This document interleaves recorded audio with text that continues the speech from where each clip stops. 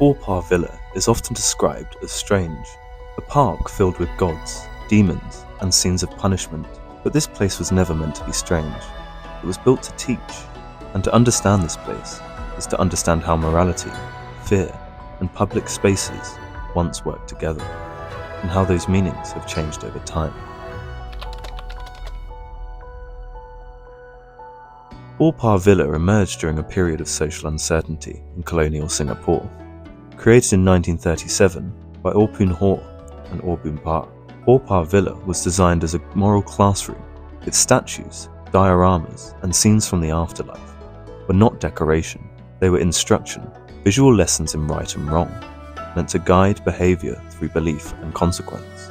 Its creators believed that traditional values were eroding, and in response, they turned to Chinese folklore, Confucian ethics, and Buddhist cosmology, not as abstract philosophy, but as visible warning.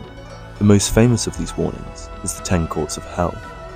Here, punishment is specific. Crimes are named, consequences are unavoidable. The message is clear.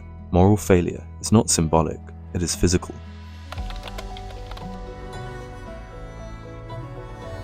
As Singapore modernized, the power of these lessons began to weaken.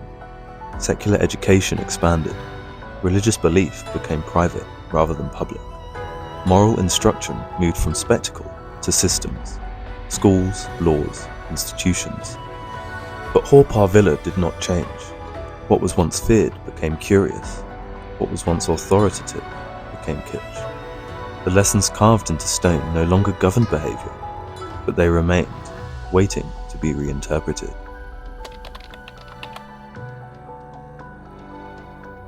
Haw Par Villa was never intended to be timeless. It was built for a specific moment, a moment when morality was public, belief was shared, and fear was considered a legitimate tool of instruction. Its creators trusted that stone could hold authority, that images could discipline behaviour, and that belief could be enforced through spectacle. But authority does not age as well as stone.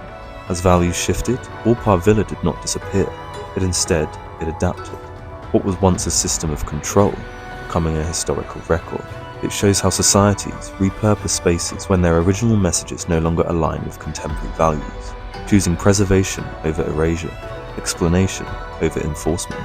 The stone endures, and in its endurance reveals how morality itself is never fixed, only inherited, questioned, and reinterpreted.